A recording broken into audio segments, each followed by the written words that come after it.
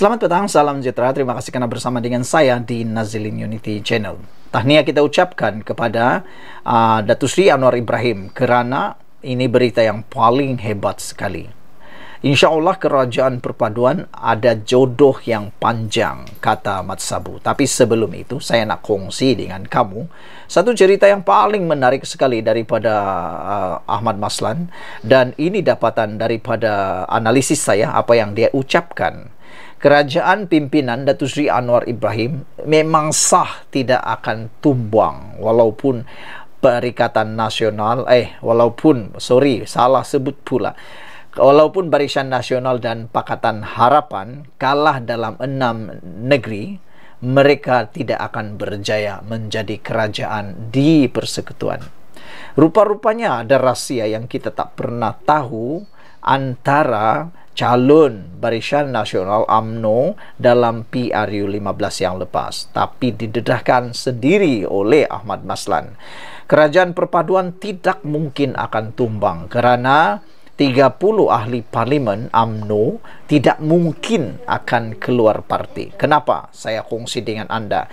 Kerana menurut Ahmad Maslan, perjanjian dalam PRU yang lepas ialah sesiapa yang antara mereka keluar parti atau meninggalkan parti kena bayar RM 100 juta kepada parti.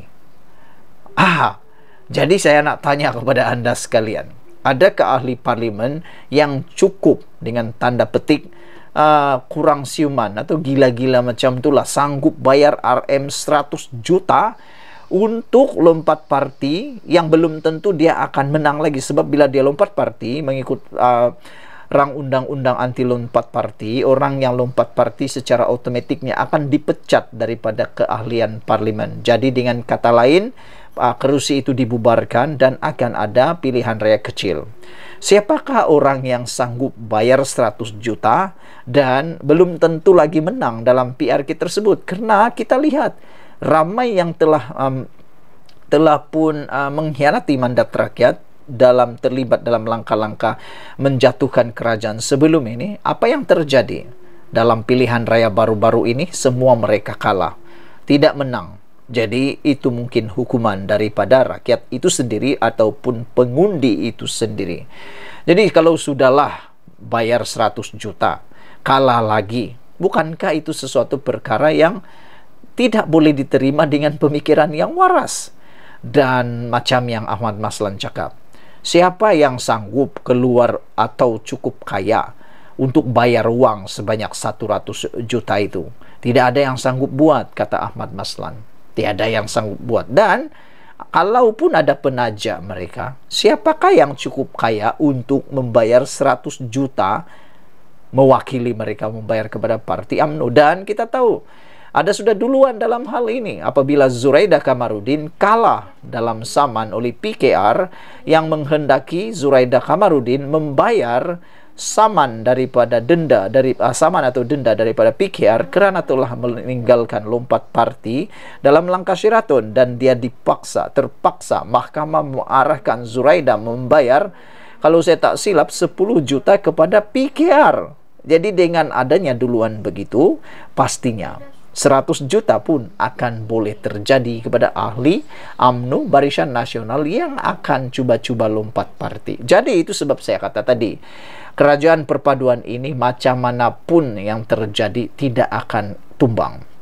Dan apa pendapat kamu semua? Adakah kamu setuju kalau saya kata begini, semua parti kena ambil teladan Barisan Nasional dan PKR ini, atau UMNO dan PKR ini, yaitu sebelum mencalonkan ahli parti menjadi calon dalam PRN atau PRU, mereka perlu menandatangani surat aku janji untuk satu denda kalau dia pindah atau lompat parti. Contohlah bagi denda macam UMNO ni 100 juta, kalau PKR 10 juta. Ataupun lagi bagus sekali, mungkin lebih bagus adalah memberikan 500 juta atau mungkin juga 1 bilion, supaya mereka lebih takut dan lebih berhati-hati dan tidak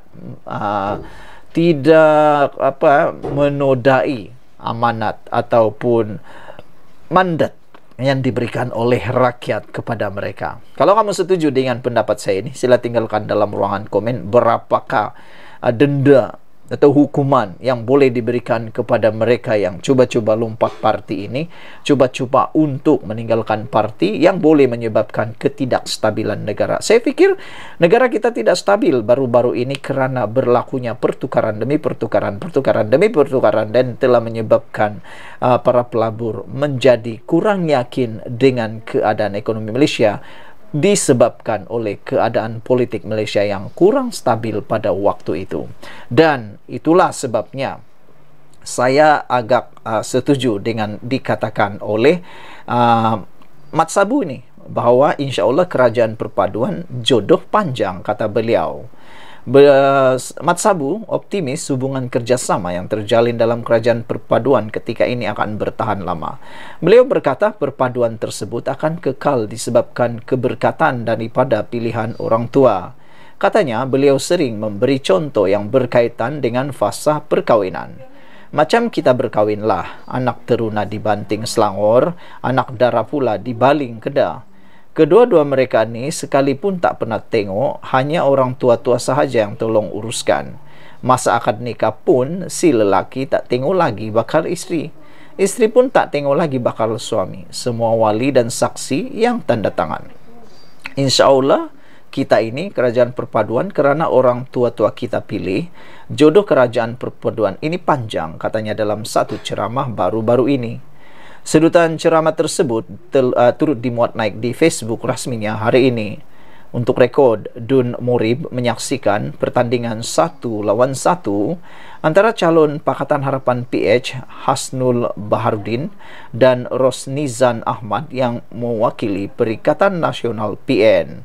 Saudara-saudara sekalian, ini memang betul-betul sesuatu yang paling kita sukailah apabila ada berita yang baik bahawa kerajaan perpaduan yang ada sekarang ini yang sedang mencanak naik, yang sedang membawa Malaysia ke arah yang lebih baik, diberitakan akan kekal lebih panjang jodohnya.